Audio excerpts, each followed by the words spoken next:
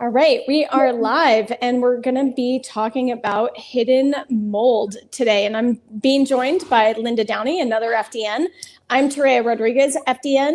And yeah, mold. Mold is quite a big deal. And so I guess I wanted to really just sit and have a conversation with you, Linda, on, how do we even start to suspect that there's mold in the environment? We can talk about how we can do some testing to confirm whether or not there's mold in the environment or in the body, and then what to do about it, really.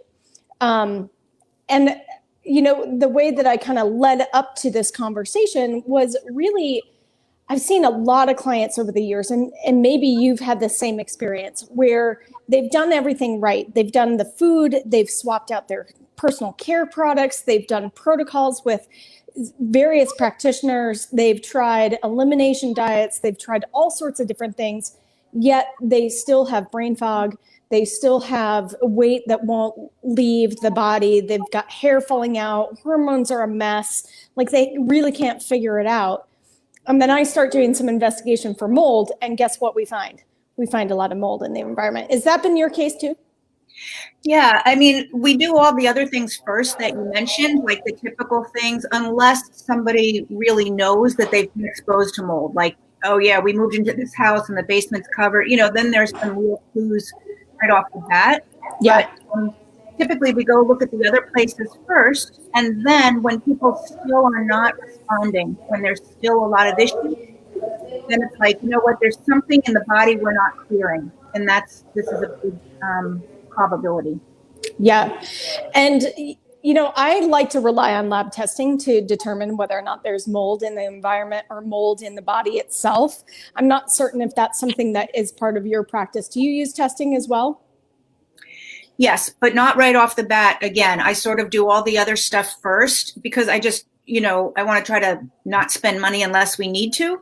So I do the other stuff first, and then if it gets to the point where we're not clearing stuff and we still see, some symptoms, then we'll run some mycotoxin tests. Yeah. Yeah. And so there's a couple different kinds of tests that are available.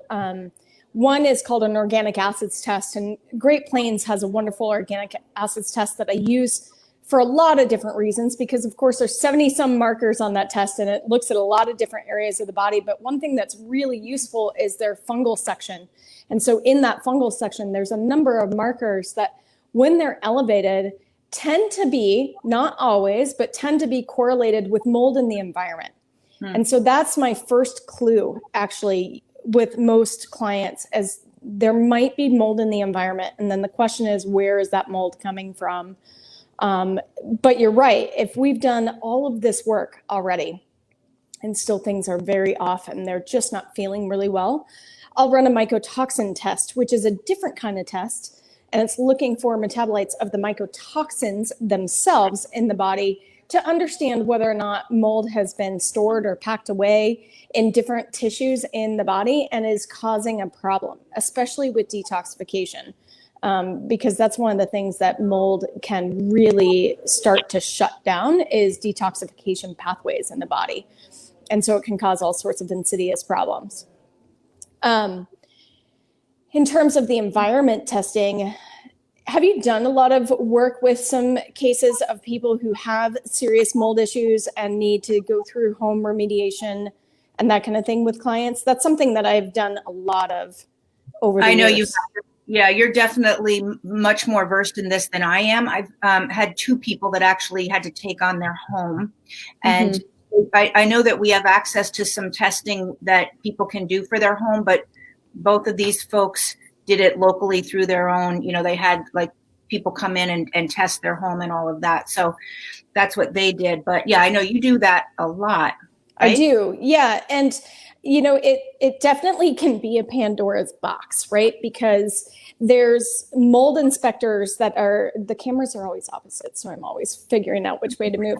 There's mold inspectors that will come in and take a look at a building and determine whether or not there's mold. And if they are associated with the construction industry just in general, they tend to miss very hidden sources of mold that can really wreak havoc with somebody who's got chronic illness.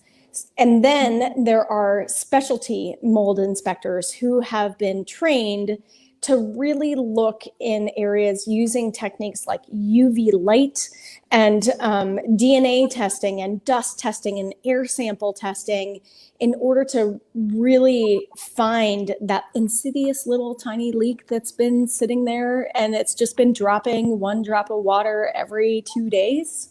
That can be a real serious problem. But a normal inspector who's associated with construction will come in and be like, can't find a leak. I don't think there's mold here. You're good to go. And yet this person is still sick. So just knowing the different kinds of inspectors that are available is really, really helpful, especially for somebody who is particularly sensitive. Like I had a client who not only did mold wreak havoc in her body, but she was also very allergic with IgE reactions to aspergillus. And so it exacerbated everything for her. And different kinds of inspections that can happen, but there's also home test kits that people can get.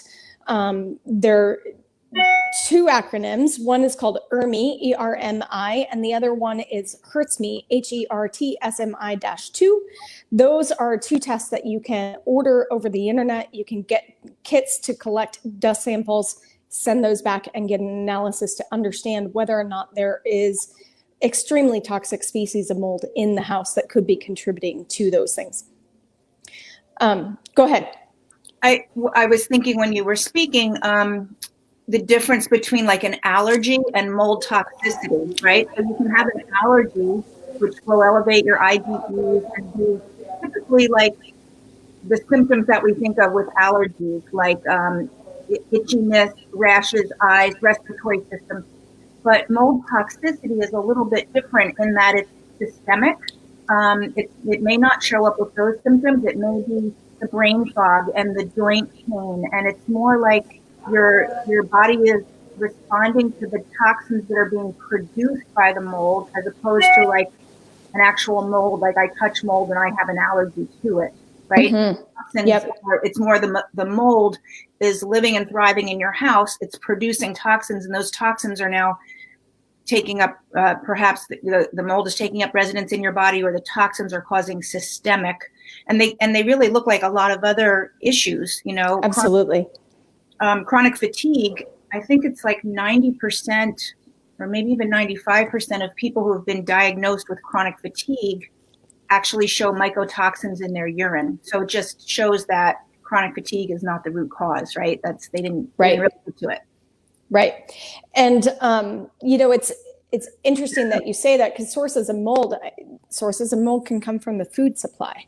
So, you know, detecting mycotoxins in the urine, you really need a skilled practitioner who understands how to read those labs and interpret the levels on those labs. Because, you know, if you get a positive result for aspergillus, for example, and you're consuming, you know, various grains, legumes, coffees, beans, you know, chocolate, those kinds of things, based off of the way that those are harvested and distributed, they can actually grow aspergillus toxic mold on them, but they're not detected because a lot of the companies aren't actually testing for mycotoxins in the food supply.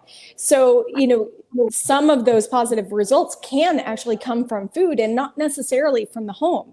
So this is where it gets really kind of complex, and it takes a lot of sleuthing and detective work to really understand where's this mold coming from and what's the effect on the body, like you said, because it can absolutely be systemic in terms of it shuts down the liver processes. It really wrecks hormones, like hormones go wackadoodle, completely wackadoodle. Hair loss, brain fog, because we're constantly just being bombarded with that. And then, of course, waking becomes insidious because the body doesn't know how to get rid of it now that the detox pathways are shunted and inefficient. So what does it do? It gets really smart, and it says, oh, I'm just going to pack you up in a little lipid packet here and shove you away. And it keeps doing that, and the weight keeps going on. And meanwhile, the person is working out, doing HIIT workouts every week, you know, lowering their calorie intake, and, you know, and still they're just like, what is going on? And then we discover the mold. Yep. Yeah. Yep. Adipose tissue is going up because you're right. The body makes adipose tissue to store toxins that it can't get rid of, which is so brilliant. It's a protective measure of the body to make sure those toxins are not as close to the organs, as the body can do it. So it keeps building these fat stores. And then the poor person, oftentimes it's women, are just killing themselves to try to get thinner, not losing weight. And then they make themselves wrong, like, what's wrong with me? I'm not doing it right. So then there's a whole emotional layer on absolutely about themselves. So yeah, and I've had my own run-ins with mold. We were in between homes and we rented an apartment, and it was close to the ocean, and I was so blessed that it was close to the ocean and really enjoyed that part of it. But the day we moved out, so we lived there about a year.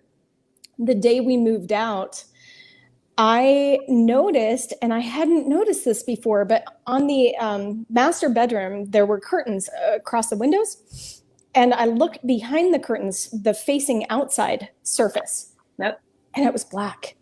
Oh my I was God. like, oh my God, there was black mold in this house. And of course, it was a little musty. The building was built in 1965. I had been making up these rationales in my mind of like why it smelled musty. It might have been, the original carpeting or whatever. It wasn't original carpeting, but you know what I mean? Like I was just trying to figure out, why did it smell musty? Well, it smelled musty because that whole master bedroom had black mold. And that was a period of time where I made the assumption that the reason why my body was holding on to weight and gaining weight was because of stress. Because we were also building a home at the same time, and it was a very stressful project. And, I just made these assumptions going on and didn't even click until I saw that black curtain. And then I was like, oh, interesting. And I did nothing after that. And the moment we moved into our home, seriously, the next 8 weeks, my weight just fell right off. I didn't have to do a thing. And that's the piece that really I wanted to touch on, that from the emotional standpoint that you talked about, is that we can sit there and beat ourselves up and think, oh my gosh, I need to work harder. I need to eat cleaner. I need to eat less. I need to do all of these different things. And really what's happening is it's in the environment. And so we just need to either change and or remediate the environment so that we're no longer exposed to these kinds of toxic chemicals. Yeah. I think that your example is also points to when people are looking at their own health history, if you're wondering if mold is an issue, that if there's a trigger like that, like if you have a sudden onset and you can relate it to either a change in job or a change in where you live, that perhaps there's mold in that environment, and some, maybe you don't even see it or smell it, but start to look at, people will say, oh, I rented an apartment, or I was over a garage in the studio or something. And that's what happened, just to point this out, my own experience. So my daughter, you probably know my daughter had a lot of health issues, and she had a kidney transplant before she was 2. And the one thing the doctor said, well, not one thing, he said a few things, but one important thing was, do not let her be exposed to mold, particularly in plaster walls. Of course, we live, and we still do live, in a house that was over 100 years old, so it had plaster walls. But he said that because of the immunosuppression of her transplant drugs, that would immediately grab her lungs and she wouldn't be able to combat it. He even told us the story of a man who was 30 years old, but he had been a pediatric kidney transplant patient, and that was our doctor's patient, and he died as a 30-year-old man because he moved into a house, opened up the walls. His transplant was like from 13 years earlier, but he immediately the mold. So that points to different people are susceptible in different ways. Obviously, depression, that's a big deal. But a lot of us, what makes you and your husband both live in the house and you more susceptible, perhaps it sounded like, than your husband was? So what is that? I think it has a lot to do with immune status. I'm the one with the autoimmune conditions. He doesn't have those things. He hasn't been diagnosed with those things, and he's in relatively good health otherwise. So, he really didn't have any issues when it came to the mold. So I think it really does have a lot to do with a person's immune status. And when there is autoimmunity at play, no matter what work you've done, no matter how healthy you feel, there is a susceptibility to having that immune system go wonky and get imbalanced once again from some kind of exposure, whether it be mold or a flu virus or, whatever it happens to be.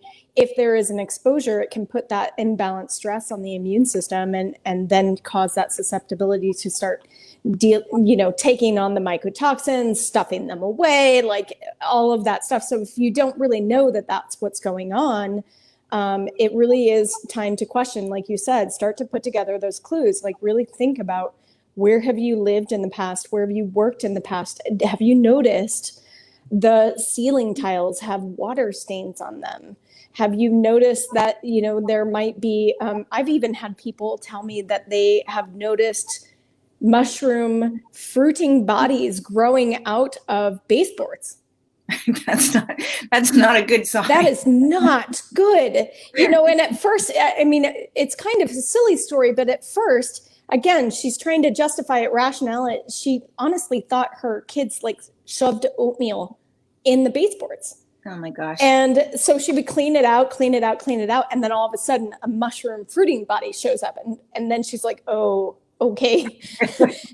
This is a whole different ball of wax, not oatmeal. Yeah. So I just wanted to quickly interrupt, I guess, the flow of the conversation. And so for anybody watching right now or anybody watching the replay, feel free to send in your questions, ask questions, and we've got a little bit of time at the end to do some Q&A. If you've got questions afterwards, both Linda and I will be responding to those questions. So definitely feel free to be interactive with us today. But, home remediation is a big topic as well. If somebody discovers that mold is in their environment and it's affecting their health in a negative way, they're going to want to leave that environment in order to feel better. And this is going to be a personal decision. There are two choices, really. One, leave the environment altogether, find a new place to live and or work. Number two, remediate.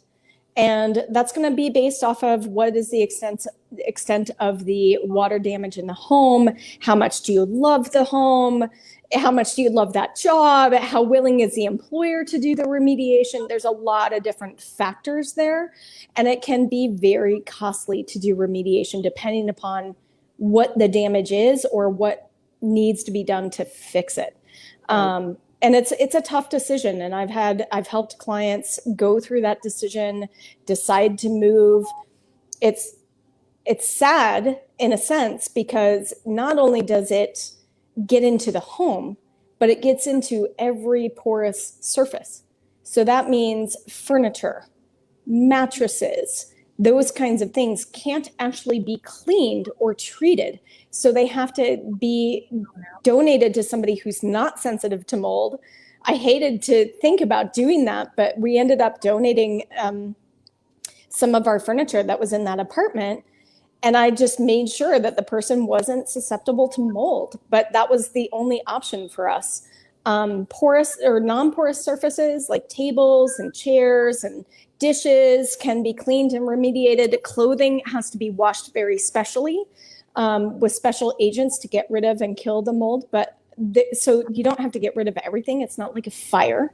You're not going to lose all your possessions, but a significant number of them. Books, yearbooks, photo albums. It's tragic in that sense. So it's a big deal. But we're seeing it a lot these days. And I think there's a couple different reasons for that. One is we're getting more awareness to mold issues. So that's just bringing it into the collective conscious of most people, especially in the health and wellness area. For a long time, mold was kind of this like, I don't know what to do about it. I don't really know how to treat it on a patient or a client. And therefore, I'm just kind of like, mold, go try somebody else. it's becoming so common, and the training is getting out there to all the practitioners, that more and more of us are able to detect it and treat it and, you know, help the client through it. That's one reason why I think mold is becoming a big deal. Number two, though, is because of climate change and warming. There are certain areas in our country here in the United States where the humidity is climbing and the heat is climbing. And guess what? Over 51% humidity and a nice little warm temperature, and that stuff proliferates like mad. Right. And so we're starting to really see some of the effects of climate change on health of us as hosts, and also, you know, effects of climate change on these other microbes that are starting to proliferate in ways that we haven't actually really been all that exposed to before. Yep. I also think another reason is the toxic load that a person has is going to contribute to how susceptible that they are to mold. So if they're carrying a toxic load from other factors, maybe they've had, you know, other viruses, or like you said, autoimmune conditions in the past, or they just parasites that spit out toxins when they are living in our body that we don't know that we have. Hello, right. I had Giardia, did not know I had it. Probably I had years. pylori and a parasite. So you've got a toxic load already, and our culture is getting more and more toxic, and the food that we're eating is getting less and less nutritious, and you know, the minerals and everything are, the nutrition is more poorer, is worse than it used to be. I'm not sure how I meant to say that, but depleted soils, depleted nutrients and food. That's where we're at. Yes. Thank you, my friend. That's why we do this together, because I say more poorer and Torea says depleted, and there you go.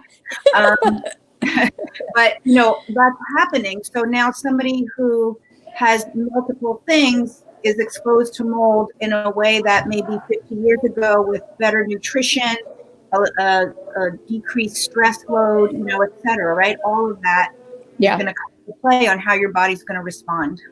Absolutely. And, you know, there's definitely lots of different protocols that can be used to combat mold and mold treatment. You can even go a prescription route and use some, what I call heavy guns. Some people are not ready for that level of going after mold in such a intense way. And so there's also protocols that are much more mild and gentler, and there's some things that we can do to assist the body to be able to detoxify the mold. But if that is something that you suspect that might be happening for you, or if you are starting to, or you already know that there's mold involved, but you don't know what to do about it, definitely reach out to Linda or myself so that we can have a conversation to really talk about whether or not it's right for you to start going after mold right now, or if it's something that you need to prepare your body for. Because, you know, when we start to do those protocols, if you're not ready for it, it can make things worse. And so we want to make sure that your experience is as comfortable as it possibly can be to really address these things without making things worse and toppling the body over, really. Yeah, I agree, because then what happens is people go, oh, this isn't working, I'm sicker. And they're feeling sicker because we're pulling toxins out of tissue. So I kind of always start with, we often mention the cell core protocol. I like that because it helps support liver drainage pathways. It's got excellent binders, different levels of binders to grab on stuff. And so I think that's really important to set that groundwork first. Absolutely, because if your detox pathways are not working as effectively as they should be, and you go after anything, it doesn't matter. It could be a gut protocol, it could be going after viruses, it could be going after mold, parasites, whatever. If your body's not ready, that experience is going to probably feel a lot worse. You might feel sicker. It's traditionally referred to as what's called a Herxheimer reaction, who's the name of the scientist who described this reaction. And what we know now is that Herxheimer doesn't necessarily mean that you have to white knuckle all the way through it. It can actually mean that your body isn't ready.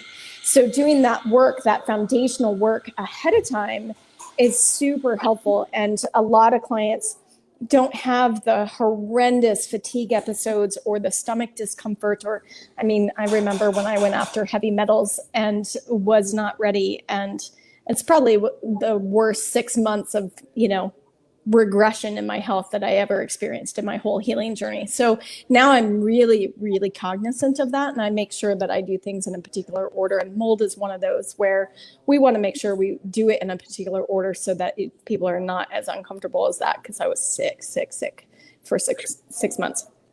Yeah. And also, I mean, as a practitioner, sort of working with the client and saying, oh, okay, you're having some issues. Let's back off. Let's drop down to, this number of drops of this product or a half a pill here and work your way back up.